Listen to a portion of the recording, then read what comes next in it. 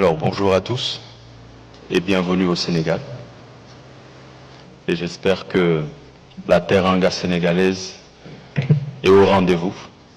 Vous êtes bien accueillis, malheureusement par la pluie et ses impacts.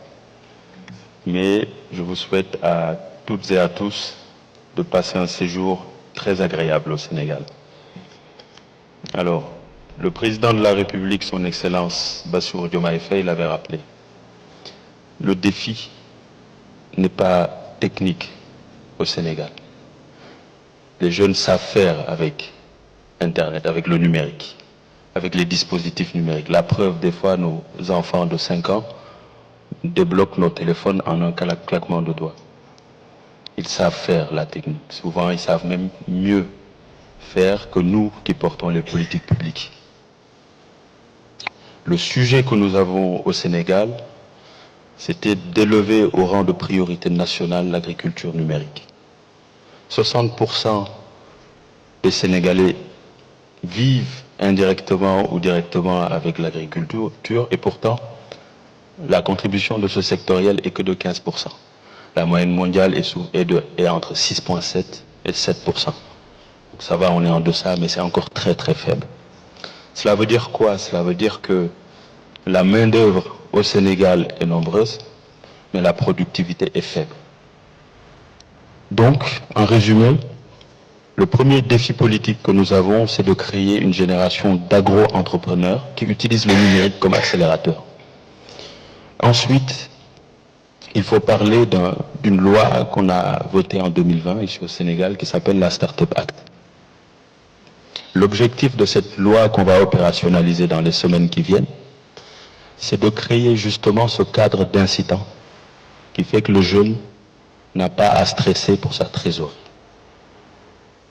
Il fait que le jeune est assisté par des sachants qui viennent de l'international ou en local au Sénégal. Qui fait qu'il y a un fonds de fonds qui va être levé. Il y aura un closing de 30 millions de dollars d'ici fin d'année. On vise 300 millions de dollars sur 3 ans. Qui va venir doper l'écosystème entrepreneurial dans l'agriculture afin qu'ils puissent justement disposer d'équipements et aussi de moyens tech qui leur permettent de vivre, de vendre un peu plus dans le temps. Le dernier défi que nous avons, nous, c'est l'échange entre pays africains. Je pense que la ZLECAf a été mise en place pour faciliter cet échange. Nous le savons, nous arrivons à produire, mais nous n'arrivons pas à vendre. Parce qu'il y a une chaîne de valeur à mettre en place. La chaîne de froid, les logistiques, l'infrastructure, etc. qui n'est pas encore mise en place. Donc aujourd'hui, il va falloir que les États s'engagent fermement à ce qu'un producteur qui se trouve au Rwanda puisse vendre au Sénégal. Qu'un producteur qui se trouve au Sénégal puisse vendre en Côte d'Ivoire. Et ça se fera que grâce au numérique. L'infrastructure, il faut qu'on en parle, parce que c'est vrai que ces derniers jours, on a beaucoup parlé de drones, d'intelligence artificielle, c'est très séduisant. Mais le ministre Alioune Sall, ministre de la Communication que je représente aujourd'hui, le rappelait. Il y a des prérequis. Il y a 2 prérequis. L'accès à l'électricité et l'accès à la connectivité. Très souvent dans les zones agricoles, l'électricité n'y arrive pas. Il y a un sujet qu'on oublie également qui est une belle opportunité. C'est que l'agriculteur qui se trouve au fin fond du Sénégal doit pouvoir utiliser des smartphones compatibles avec 5G.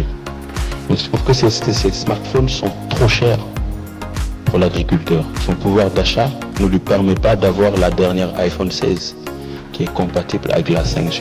Donc ça sert à quoi de déployer la 5G si on n'a pas le dispositif hardware qui permet de l'utiliser. Raison pour laquelle nous avons lancé le Digital Factory un peu partout au Sénégal avec des unités d'assemblage qui nous permettent d'assembler des tablettes, des téléphones à moindre coût. Est-ce que vous voyez? Donc c'est ce séquentiel-là que vous retrouverez dans ce qu'on appelle nous le New Deal Technology, qui est la feuille de route du numérique pour l'État du Sénégal, que je vous inviterai peut-être à lire, parcourir. Je vous remercie.